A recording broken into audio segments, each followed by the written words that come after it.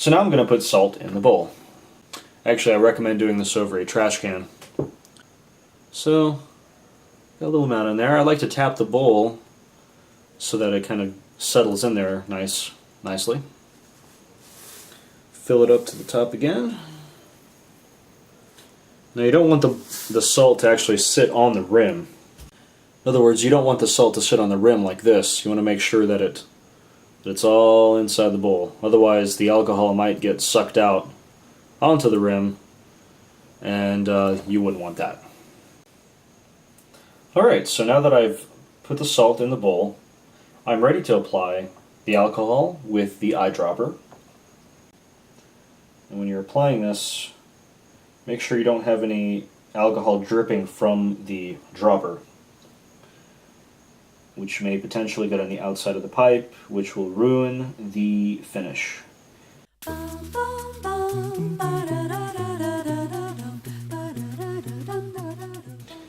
You only want to apply enough alcohol to saturate the salt, and that's why you have to apply it very carefully so that you can see when the alcohol starts to reach the top.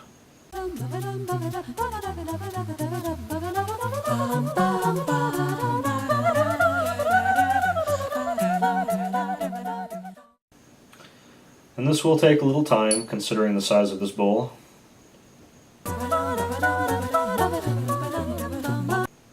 The pipe cleaners you see in the shank there will actually absorb a lot of the tars as well.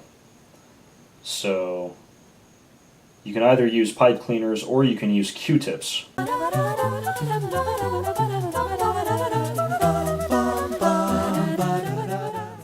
So now, after having fully saturated the salt, I'm going to let it sit for a little bit and let the salt absorb all of the alcohol, let it settle in towards the heel, let it spread around a little bit, and then I'll come back in a minute and reapply another soaking of alcohol. Okay, a little time has passed by, and now I'll reapply some alcohol. You can see the level of the alcohol rising very close to the top there, and I'm going to leave it like that pretty much overnight. And of course that's the hardest part, is playing the waiting game, of course. So now we just wait.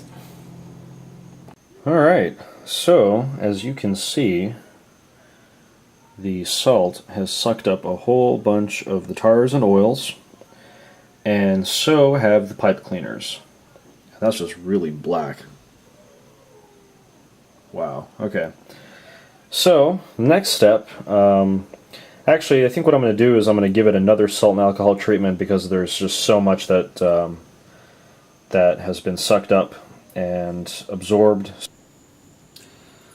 So, this is the end of the third salt and alcohol treatment.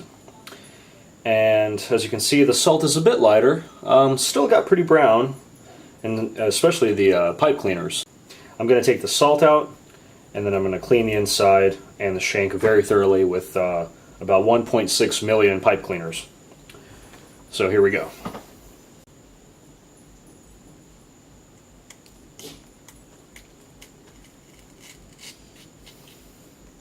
The salt forms a very thick and hard crust once the tars and oils have been sucked into the salt. It's very hard, so you got to poke a hole in it. And I just kind of let the salt pour out.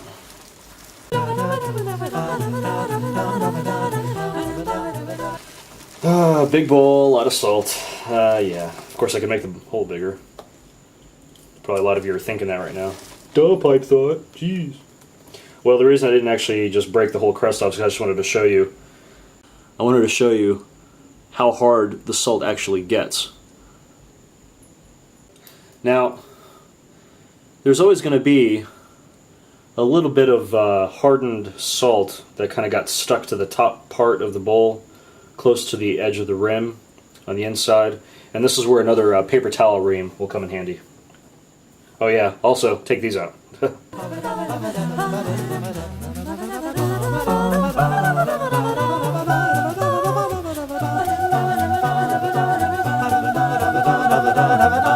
So as you can see, there's no salt left on the inside of the rim or anywhere inside the bowl.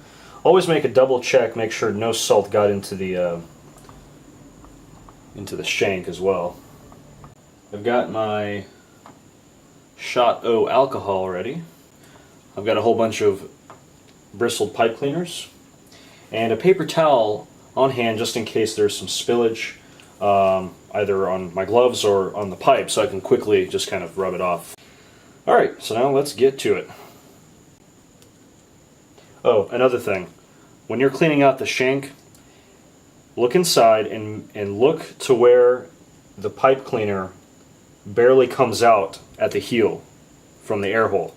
And that's where you want to pinch the pipe cleaner so that you're not just going in and out and then jabbing a hole in the inside, carving a hole in the inside of the heel of the bowl, because that will happen if you're not careful. So I like to go ahead and measure where I'm going to be holding the pipe cleaner and then go ahead and clean it from there. And that way I know for sure I will never be carving a hole in the heel of the bowl because my fingers here are stopping the pipe cleaner.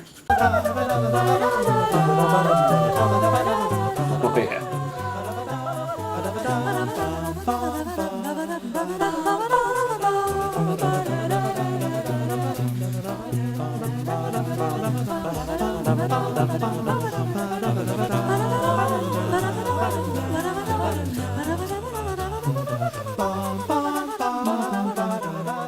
So because the mortise is so big and it's very tedious to just get one pipe cleaner at a time, I like to fold over several pipe cleaners at once.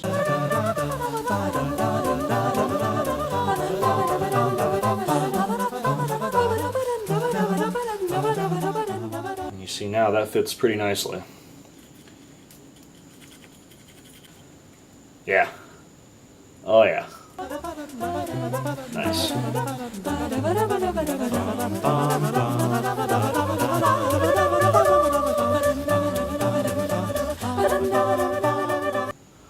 Okay, so it's barely coming out brown, which is good. And I think at this point I'm going to stop doing the mortise and continue on with the rest of the shank and the air hole that leads into the heel of the bowl.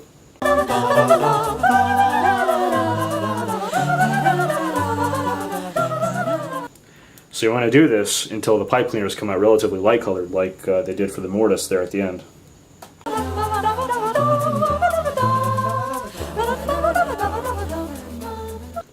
Alright, that looks pretty good. It's just a little bit brown, very little bit. That tells me that it's basically done. Okay, so for the bowl I'm actually going to use a regular pipe cleaner, not bristled. And what I'm going to do is soak it with alcohol. And the reason I don't have it bent all the way in is because what I'm going to do is line the inside of the bowl with just a little bit of alcohol, including the heel too, so get down there. And what I'm actually going to do is light it on fire.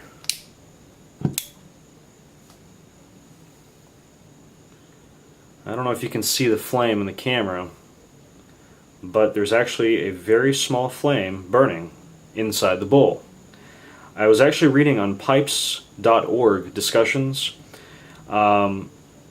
somebody using this method, and what this does is it burns away any other organic material that may have been left in there from the salt and alcohol treatment.